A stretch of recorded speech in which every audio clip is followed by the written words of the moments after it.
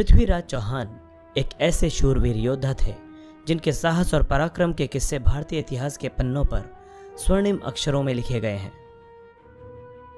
वे एक आकर्षक कदकाठी के योद्धा थे जो सभी सैन्य विद्याओं में निपुण थे। उन्होंने अपने अद्भुत साहस से दुश्मनों को धूल चटाई थी।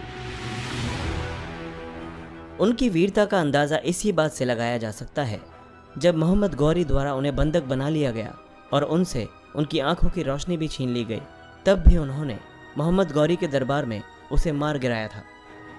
पृथ्वीराज चौहान के करीबी दोस्त एवं कवि चंद्रवर दाई ने अपनी काव्य रचना पृथ्वीराज चौहान रासों में यह भी उल्लेख किया है कि पृथ्वीराज चौहान घोड़ों व हाथियों को नियंत्रित करने की विद्या में भी निपुण थे।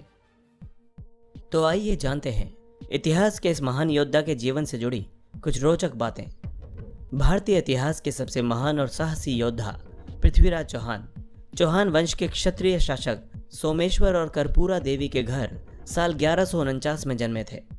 ऐसा कहा जाता है कि वे उनके माता पिता की शादी के कई सालों बाद काफी पूजा पाठ और मन्नतें मांगने के बाद जन्मे थे। वहीं उनके जन्म के समय से ही उनकी मृत्यु को लेकर राजा सोमेश्वर के राज में षड्यंत्र रचे जाने लगे थे, लेकिन उन्होंने अपने दुश्मनों की हर साजिश को नाकाम कर दिया और वे अपने कर्तव्य पथ पर आगे बढ़ते चले गए। राजघराने में पैदा होने की वजह से ही शुरू से ही पृथ्वीराज चौहान का पालन पोषण काफी सुख सुविधाओं से परिपूर्ण अर्थात वैभवपूर्ण वातावरण में हुआ था। उन्होंने सरस्वती कंठाभरण विद्यापीठ से शिक्षा प्राप्त की थी, जबकि युद्ध और शस्त्र विद्या की शिक्षा उन्होंने अपने गुरु श्री राम जी से प्राप्त की थी। पृथ्वीराज चौहान बचपन से ही बेहद साहसी, पराक्रमी और युद्ध कला में निपुण थे।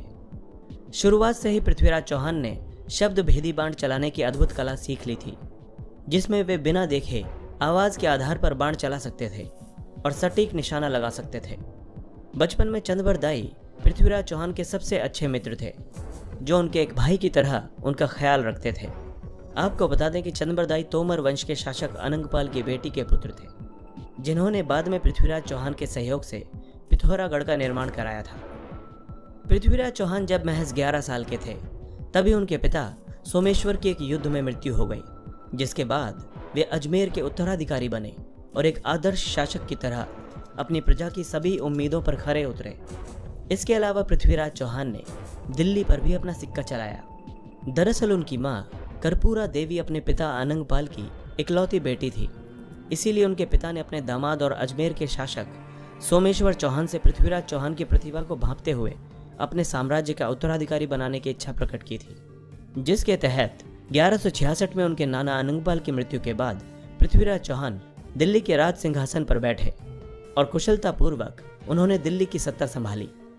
एक आदर्श शासक के तौर पर उन्होंने अपने साम्राज्य को मजबूती देने के लिए कई कार्य किए और इसके विस्तार करने के लिए कई अभियान भी चलाए, और इस प्रकार वे एक वीर योद्धा एवं लोकप्रिय शासक के तौर पर पहचाने जाने लगे।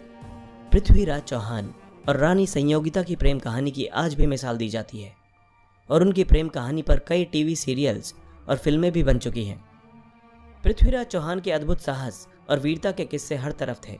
वहीं जब राजा जयचंद की बेटी संयोगिता ने उनकी बहादुरी और आकर्षण के किस्से सुने तो उनके हृदय में पृथ्वीराज चौहान के लिए एक प्रेम भावना उत्पन्न हो गई और वे चोरी छिपे गुप्त रूप से पृथ्वीराज चौहान को पत्र भेजने लगीं। पृथ्वीराज चौहान भी राजकुमारी संयोगिता की खूबसूरती से बेहद प्रभावित थे और वे भी राजकुमारी की तस्वीर देखते ही उनसे प्यार कर बैठे थे। वहीं दूसरी तरफ जब रानी संयोगिता के बारे में उनके पिता राजा जयचंद को पता चला तो उन्होंने अपनी बेटी संयोगिता के विवाह के लिए स्वयंवर करने का फैसला किया। वहीं इस दौरान राजा जयचंद ने समस्त भारत पर अपना शासन चलाने की इच्छा के चलते अश्वमेघ यज्ञ का आयोजन भी किया था। इस यज्ञ के बाद ही रानी संयोगिता का स्वयंवर होना था। वहीं पृथ्वीराज चौहान नहीं चाहते थे कि क्रूर और घमंडी राजा जयचंद का भारत में प्रभुत्व हो, इसीलिए उन्होंने राजा जयचंद का विरोध भी किया था, जिससे राजा जयचंद के मन में पृथ्वीराज के प्रति घृणा और भी ज्यादा बढ़ गई। जिसके बाद उन्होंने अपनी बेटी के स्वयंवर के लिए देश के कई छोटे बड़े महान योद्धाओं को न्योता दिया, लेकिन पृथ्वीराज चौहान को अपमानित करने के लिए न्योता नहीं भेजा और द्वारपालों के स्थान पर पृथ्वीराज चौहान की मूर्तियां लगा दी। वहीं पृथ्वीराज चौहान जयचंद की चालाकी को समझ गए और उन्होंने अपनी प्रेमिका को पाने के लिए एक गुप्त योजना बनाई। बता दें कि उस समय हिंदू धर्म में लड़कियों को अपना मनपसंद वर चुनने का अधिकार था। वहीं अपने स्वयंवर में जिस भी व्यक्ति को वो गले में माला डालती वो उसकी रानी बन सकती थी। वहीं स्वयंवर के दिन जब कई बड़े बड़े राजा अपने सौंदर्य के लिए पहचानी जाने वाली राजकुमारी संयोगिता से विवाह करने के लिए शामिल हुए, उसी समय स्वयंवर में जब संयोगिता अपने हाथों में वरमाला लेकर एक एक कर सभी राजाओं के पास से गुजरी और उनकी नज़र द्वार पर स्थित पृथ्वीराज चौहान की मूर्ति पर पड़ी, तब उन्होंने द्वार पर खड़ी पृथ्वीराज चौहान की मूर्ति पर हार डाल दिया, जिसे देखकर स्वयंवर में आए सभी राजा खुद को अपमानित महसूस करने लगे। वहीं पृथ्वीराज चौहान अपनी गुप्त योजना के मुताबिक द्वारपाल की प्रतिमा के पीछे खड़े थे और तभी उन्होंने राजा जयचंद के सामने रानी संयोगिता को उठाया और सभी राजाओं को युद्ध के लिए ललकार कर वे अपनी राजधानी दिल्ली चले गए। इसके बाद राजा जयचंद गुस्से से आग बबूला हो गया और इसका बदला लेने के लिए उसकी सेना ने पृथ्वीराज चौहान का पीछा किया, लेकिन उसकी सेना महान पराक्रमी पृथ्वीराज चौहान को पकड़ने में असमर्थ रही। जयचंद के सैनिक पृथ्वीराज चौहान का बाल भी बांका नहीं कर सके। हालांकि इसके बाद राजा जयचंद और पृथ्वीराज चौहान के बीच साल 1189 और 1190 में भयंकर युद्ध हुआ, जिसमें कई लोगों की जानें गईं और दोनों सेनाओं को भारी नुकसान पहुंचा।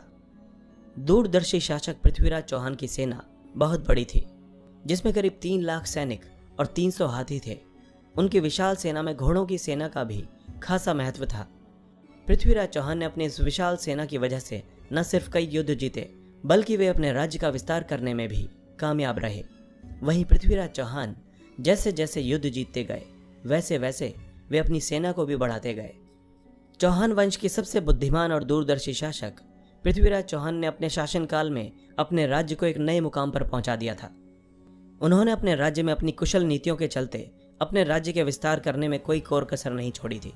पृथ्वीराज चौहान पंजाब में भी अपना सिक्का जमाना चाहते थे, लेकिन उस दौरान पंजाब में मोहम्मद शहाबुद्दीन गौरी का शासन था।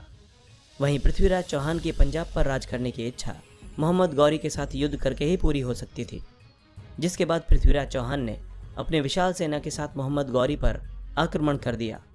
इस हमले के बाद पृथ्वीराज चौहान ने सरहिंद, सरस्वती और हांसी पर अपना राज स्थापित कर लिया। लेकिन इसी बीच अनहिलवाड़ा में जब मोहम्मद गौरी की सेना ने हमला किया तो पृथ्वीराज चौहान का सैन्य बल कमज़ोर पड़ गया, जिसके चलते पृथ्वीराज चौहान को सरहिंद के किले से अपना अधिकार खोना पड़ा। बाद में पृथ्वीराज चौहान ने अकेले ही मोहम्मद गौरी का वीरता के साथ मुकाबला किया, जिसके चलते मोहम्मद गौरी बुरी तरह घायल हो गया और बाद में मोहम्मद गौरी को इस युद्ध को छोड़कर भागना पड़ा। हालांकि इस युद्ध का कोई निष्कर्ष नहीं निकला। यह युद्ध सरहिंद के किले के पास तराइन नाम की जगह पर हुआ था, इसीलिए इसे तराइन का युद्ध भी कहा जाता है। कहा जाता है कि पृथ्वीराज चौहान ने मोहम्मद गौरी को 17 बार पराजित किया था, लेकिन हर बार उन्होंने उसे जीवित ही छोड़ दिया। वहीं पृथ्वीराज चौहान से इतनी बार हारने के बाद मोहम्मद गौरी मन ही मन प्रतिशोध की भावना से भर गया था। वहीं जब संयोगिता के पिता और पृथ्वीराज चौहान के कट्टर दुश्मन जयचंद को इस बात की भनक लगी तो उसने मोहम्मद गौरी से अपना हाथ मिला लिया और दोनों ने पृथ्वीराज चौहान को जान से मारने का षड्यंत्र रचा। इसके बाद दोनों ने मिलकर साल 1192 में अपने मजबूत सैन्य बल के साथ पृथ्वीराज चौहान पर फिर से हमला किया। वहीं जब इस युद्ध में पृथ्वीराज चौहान अकेले पड़ गए थे तब उन्होंने अन्य राजपूत राजाओं से मदद मांगी थी, लेकिन स्वयंवर में पृथ्वीराज चौहान द्वारा किए गए अपमान को लेकर कोई भी शासक उनकी मदद के लिए आगे नहीं आया। इस मौके का फायदा उठाते हुए राजा जयचंद ने पृथ्वीराज चौहान का भरोसा जीतने के लिए अपना सैन्य बल पृथ्वीराज चौहान को सौंप दिया। वहीं उदार स्वभाव के पृथ्वीराज चौहान राजा जयचंद की इस चाल को समझ नहीं पाए और इस तरह जयचंद के धोखेबाज सैनिकों ने पृथ्वीराज चौहान के सैनिकों का संहार कर दिया। और इस युद्ध के बाद मोहम्मद गौरी ने पृथ्वीराज चौहान और उनके मित्र चंदवरदाई को अपने जाल में फंसाकर उन्हें बंधक बना लिया और उन्हें अपने साथ अफगानिस्तान ले गया। इसके बाद मोहम्मद गौरी ने दिल्ली, पंजाब, अजमेर और कन्नौज में शासन किया। हालांकि राजा पृथ्वीराज चौहान के बाद कोई भी राजपूत शासक भारत में अपना राज जमाकर अपनी बहादुरी साबित नहीं कर पाया। पृथ्वीराज चौहान से कई बार पराजित होने के बाद मोहम्मद गौरी अंदर ही अंदर प्रतिशोध की भावना से भर गया था। इसलिए बंधक बनाने के बाद पृथ्वीराज चौहान को उसने कई शारीरिक यातनाएं दी एवं पृथ्वीराज चौहान को मुस्लिम बनने के लिए भी प्रताड़ित किया। वहीं काफ़ी यातनाएं सहने के बाद भी वीर योद्धा पृथ्वीराज चौहान मोहम्मद गौरी के सामने झुके नहीं और दुश्मन के दरबार में भी उनके माथे पर किसी तरह की शिकन नहीं थी। इसके साथ ही वे अमानवीय कृत्यों को अंजाम देने वाले मोहम्मद गौरी की आंखों में आंखें डालकर पूरे आत्मविश्वास के साथ देखते रहे, जिसके बाद गौरी ने उन्हें अपनी आंखें नीची करने का आदेश भी दिया। लेकिन इस राजपूत योद्धा पर तनिक भी प्रभाव नहीं पड़ा, जिसको देखकर मोहम्मद गौरी का क्रोध 7वें आसमान पर पहुंच गया और उसने पृथ्वीराज चौहान की आंखें गर्म सलाखों से जला देने का आदेश दिया। यही नहीं, आंखें जला देने के बाद भी क्रूर शासक मोहम्मद गौरी ने उन पर कई जुल्म ढाए और अंत में पृथ्वीराज चौहान को जान से मार देने का फैसला किया।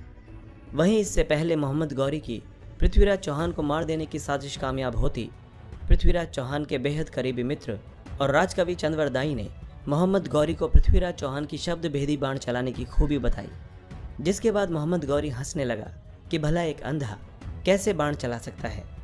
लेकिन बाद में गौरी अपने दरबार में तीरंदाजी प्रतियोगिता का आयोजन करने के लिए राजी हो गया। वहीं इस प्रतियोगिता में शब्द भेदी बाण चलाने के उस्ताद पृथ्वीराज चौहान ने अपने मित्र चंद्रवरदाई के दोहों के माध्यम से अपनी अद्भुत कला दिखाई और भरी सभा में पृथ्वीराज चौहान ने चंद्रवरदाई के दोहों की सहायता से मोहम्मद गौरी की दूरी और दिशा को समझते हुए गौरी के दरबार में ही उसका वध कर दिया। ये दोहा कुछ इस प्रकार था: 4 बांस 24 गज, अंगुल अष्ट प्रमाण, ता ऊपर सुल्तान है, मत चूको चौहान। इसके बाद पृथ्वीराज चौहान और चंद्रवरदाई ने अपने दुश्मनों के हाथों मारने के बजाय एक दूसरे पर बाण चलाकर अपनी जीवन लीला खत्म कर दी। वहीं जब राजकुमारी संयोगिता को इस बात की खबर लगी तो उन्होंने भी पृथ्वीराज चौहान के वियोग में